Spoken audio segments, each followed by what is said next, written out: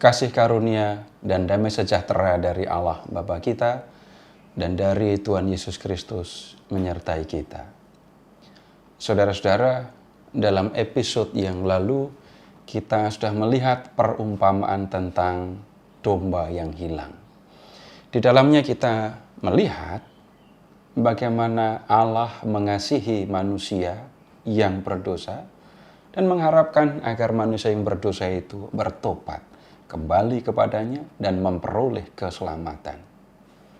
Dalam episode kali ini kita akan melihat satu perumpamaan lain lagi yang menggambarkan kasih Bapa kepada orang berdosa.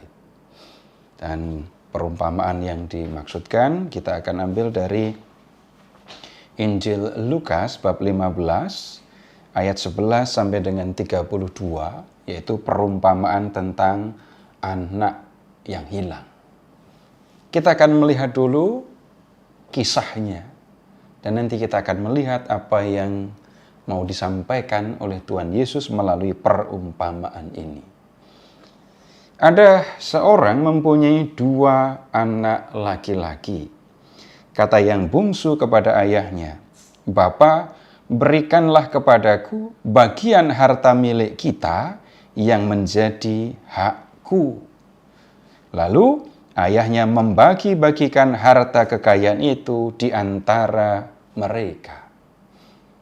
Nah, saudara-saudara, dalam masyarakat Yahudi, anak bungsu beda bagian dengan anak sulung. Anak sulung mendapatkan 2 bagian dari warisan ayahnya, sedangkan anak yang lain, termasuk yang bungsu, hanya menerima 1 bagian. Nah, di dalam kisah ini tadi, anak bungsu meminta warisan yang menjadi haknya. Bagiannya adalah 1/3 dari kekayaan ayahnya. Tetapi, soal warisan, ayahnya masih hidup dan dia minta warisan.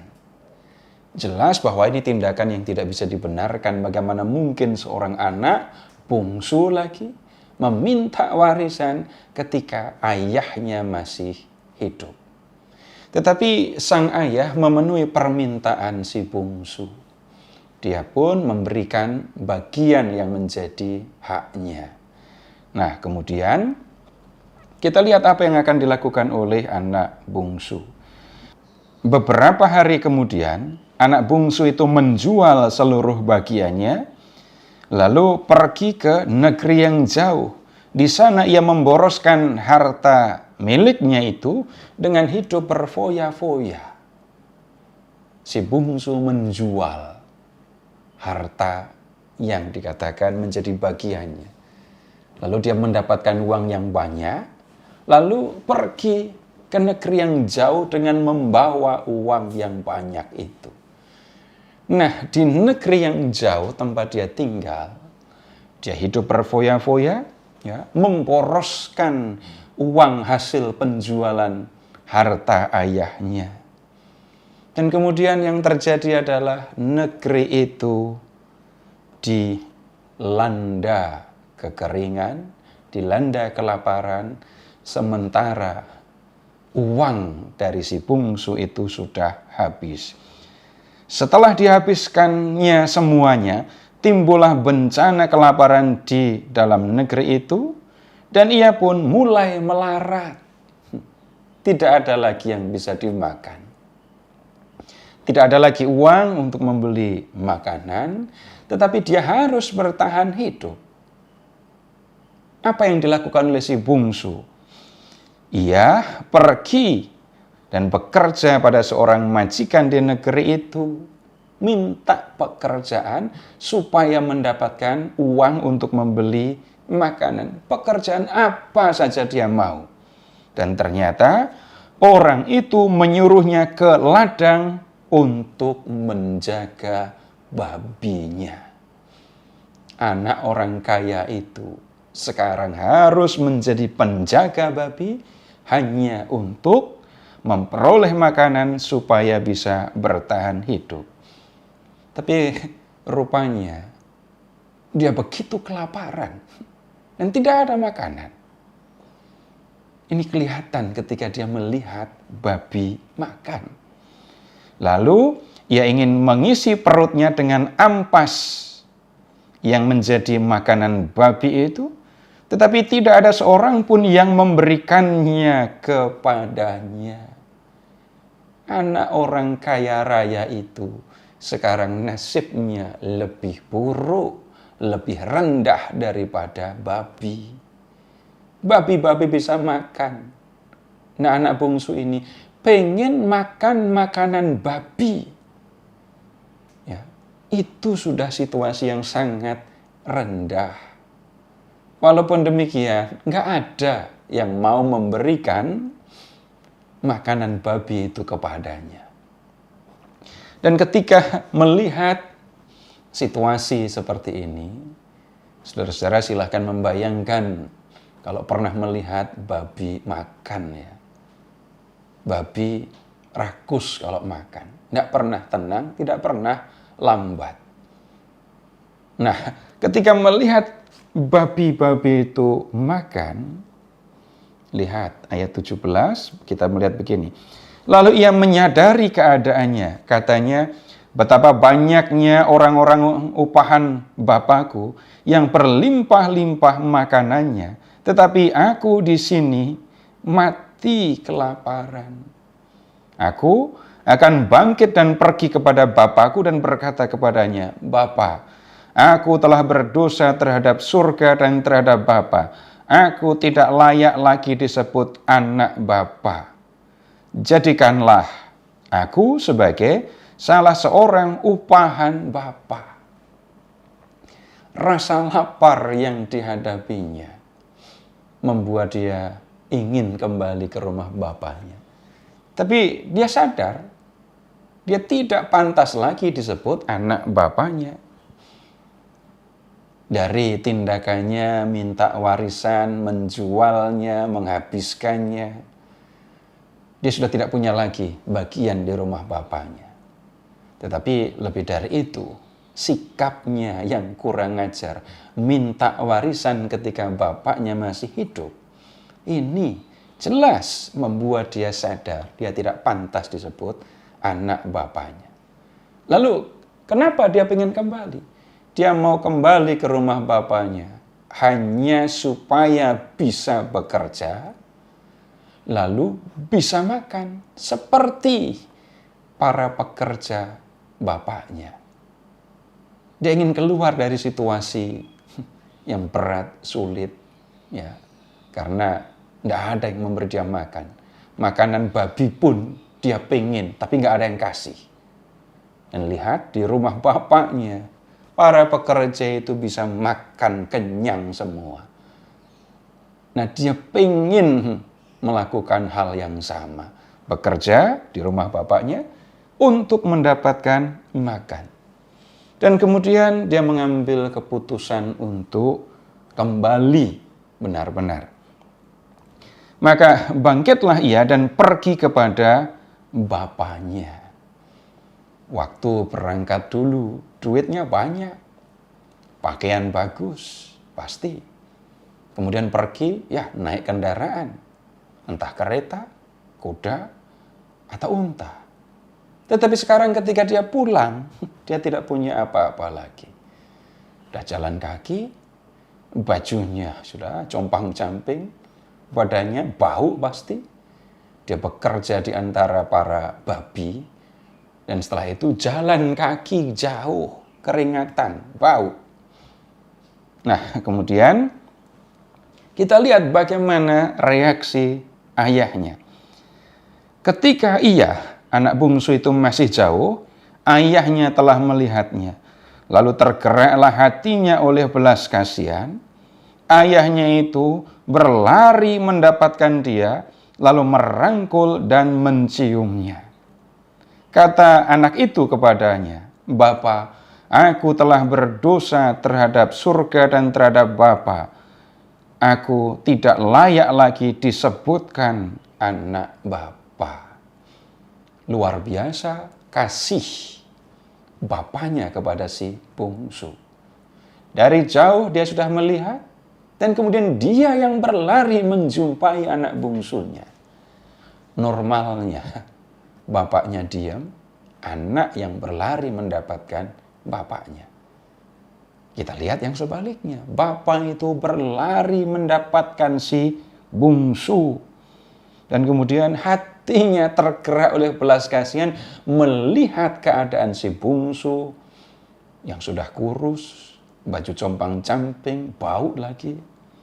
Dan kemudian lihat, ayah itu merangkul si bungsu, menciumnya. Dan ketika dirangkul, dicium oleh ayahnya, si bungsu mengaku kalau dia sudah berdosa, yang tidak layak disebut sebagai anak bapa. Dia belum sempat untuk mengatakan, jadikan aku upahan. Dan kemudian ayah itu tidak menanggapi kata-kata anak bungsu dengan kata-kata. Dia tidak bicara apa-apa kepada anaknya. Tetapi dia menanggapinya dengan tindakan. Dia berbicara kepada para hambanya. Tetapi ayah itu berkata kepada hamba-hambanya, lekaslah, bawa kemari jubah yang terbaik, pakaikanlah itu kepadanya, dan kenakanlah cincin pada jarinya, dan sepatu pada kakinya. Perhatikan, para hamba diminta untuk mengambil jubah, kemudian cincin, sepatu, lalu mengenakannya kepada si bungsu. Kalau memperhatikan kostum yang diambil oleh para hamba, ini bukan kostum para pekerja. Ada jubah, cincin, kemudian sepatu. Ini pakaian tuan. Ini berarti si ayah tidak memperlakukan anaknya sebagai pekerja, tapi dia tetap memperlakukan anak bungsunya itu tetap sebagai anak. Dia menerima anak itu sungguh-sungguh sebagai anaknya. Dan dia merasa begitu gembira dengan kembalinya si anak bungsu. Dan kegembiraan itu kemudian diungkapkan dengan pesta. Dia minta kepada para hambanya, dan ambillah anak lembu tambun itu, sembelihlah dia, dan marilah kita makan dan bersuka cita. Si ayah begitu gembira karena si bungsu kembali. Dia tidak memperhatikan bagaimana dulu anaknya sudah berlaku kurang ajar, sudah berdosa terhadap dia. Yang dia perhatikan justru anaknya kembali. Dan dia bergembira karena itu. Kegembiraan itu begitu besar sehingga digambarkan begini. Anakku ini telah mati dan menjadi hidup kembali. Ia telah hilang dan didapat kembali. Begitu besarnya kegembiraan si ayah. Bayangkan seorang ayah punya anak, anaknya mati. Dia sedih sekali kan? Tetapi kemudian anak itu hidup lagi. Bayangkan besarnya kegembiraan si ayah. Begitulah kegembiraan si ayah ketika si bungsu pulang. Tetapi kemudian kita diajak untuk memperhatikan anaknya yang sulung. Tetapi anaknya yang sulung berada di ladang. Dan ketika ia pulang dan dekat ke rumah, ia mendengar bunyi seruling dan nyanyian tari-tarian. Lalu ia memanggil salah seorang hamba dan bertanya kepadanya, apa arti semuanya itu? Jawab hamba itu, adikmu telah kembali dan ayahmu telah menyembelih anak lembu tambun karena ia mendapatnya kembali dengan sehat. Anak sulung, dia tidak pergi. Dia tetap tinggal di rumah bapaknya. Ketika si bungsu pulang, rupanya dia sedang berada di ladang. Lalu ketika pulang, Dia melihat ada yang berbeda di rumahnya. Dia mendengar ada suara musik yang menunjukkan kegembiraan, pesta. Dia tidak mau masuk. Dia panggil seorang hamba dan bertanya, apa yang sedang terjadi? Lalu hamba itu mengungkapkan bahwa pesta ini dibuat oleh ayahnya. Karena begitu bergembira setelah mendapati anaknya yang bungsu itu pulang. Nah, si sulung tidak berpikir seperti ayahnya. Yang ada di dalam pikirannya adalah ingatan akan tindakan si bungsu sebelum dia pergi. Maka marahlah anak sulung itu dan ia tidak mau masuk. Lalu ayahnya keluar dan berbicara dengan dia. Tetapi ia menjawab ayahnya. Katanya, telah bertahun-tahun aku melayani Bapa dan belum pernah aku melanggar perintah Bapa. Tetapi kepadaku belum pernah Bapa memberikan seekor anak kambing untuk bersuka cita dengan sahabat-sahabatku. Tetapi baru saja datang anak Bapa yang telah memboroskan harta kekayaan Bapa bersama-sama dengan pelacur-pelacur, maka Bapa menyembelih anak lembu tambun itu untuk dia. Si sulung tidak bisa menerima tindakan sang ayah. Kita bandingkan ya, si ayah berpikir anaknya yang bungsu hilang, mati. Tetapi anak itu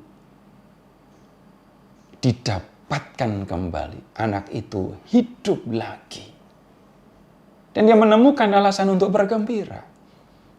Sedangkan si sulung hanya mengingat tindakan si bungsu yang dulu. Dia sudah minta warisan sebelum ayahnya meninggal. Kemudian uang hasil penjualan warisan dihabiskan untuk berfoya-foya. Dan si sulung mengatakan menghabiskan harta kekayaan Bapa bersama dengan para pelacur. Jadi si bungsu melihat betapa besarnya kesalahan si bungsu. Dan dia tidak bisa menerima tindakan sang ayah yang menerima adiknya itu. Nah kemudian lihat ke ayat 31. Kata ayahnya kepadanya, anakku, engkau selalu bersama-sama dengan aku, dan segala kepunyaanku adalah kepunyaanmu. Kita patut bersuka cita dan bergembira karena adikmu telah mati dan menjadi hidup kembali. Ia telah hilang dan didapat kembali. Yang disampaikan si ayah kepada si sulung sama, tetap sama. Kegembiraan. Adikmu hilang, sudah ditemukan.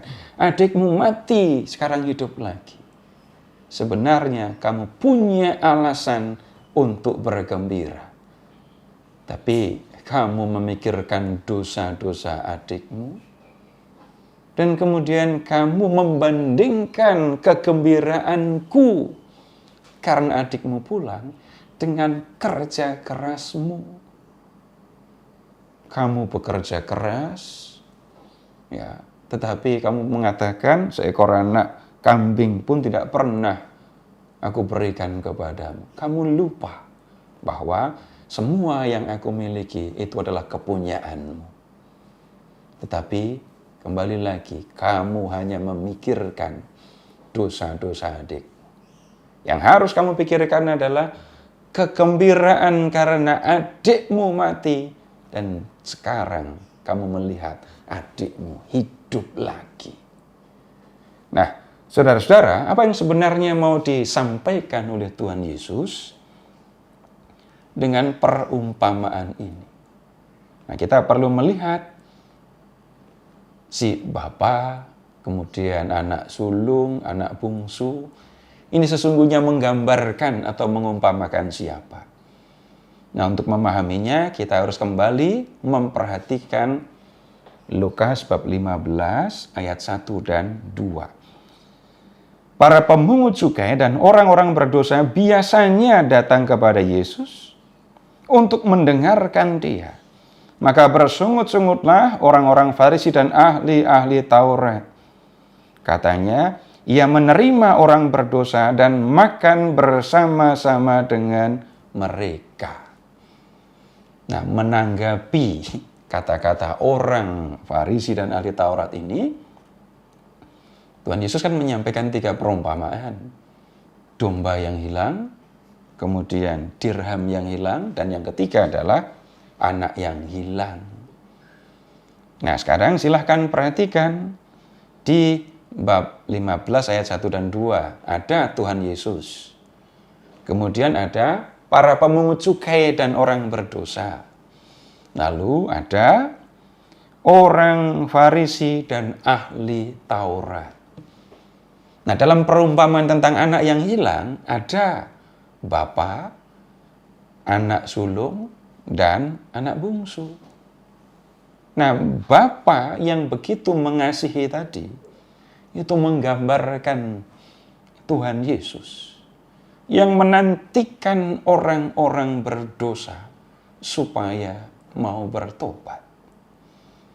Nah, kemudian anak bungsu yang sudah berdosa tapi mau kembali kepada bapaknya, itu menggambarkan para pemungut cukai dan orang-orang berdosa yang mau datang kepada Yesus, mau mendengarkan Yesus dengan tujuan memperbaiki kehidupan mereka. Dan Tuhan Yesus berkenan akan hal itu. Dia bergembira melihat orang-orang berdosa datang kepadanya dan mau memperbaiki hidup. Lalu anak sulung yang tidak bisa menerima perlakuan ayah terhadap anak bungsunya, melambangkan siapa? Melambangkan ahli Taurat dan orang-orang Farisi yang tidak bisa menerima sikap Yesus terhadap orang-orang berdosa. Nah, berdasarkan pemahaman tentang perikop ini, kita melihat Tuhan Yesus menghendaki agar orang-orang yang berdosa mau memperbaiki diri, mau bertobat dan kembali kepadanya, menjalani kehidupan seperti yang dikehendaki oleh Allah.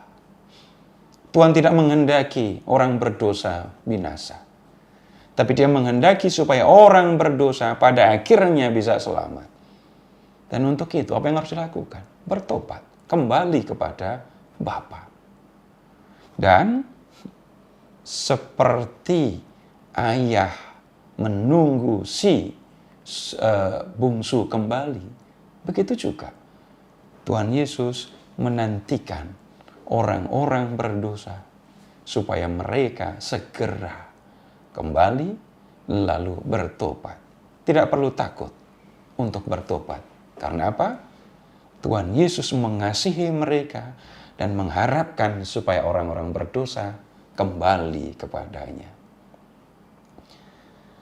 Terpujilah Allah Bapa yang telah mengasihi kita, yang telah mengaruniakan anaknya yang tunggal untuk menyelamatkan kita, dan yang telah mengutus rohnya yang kudus untuk menyelamatkan kita.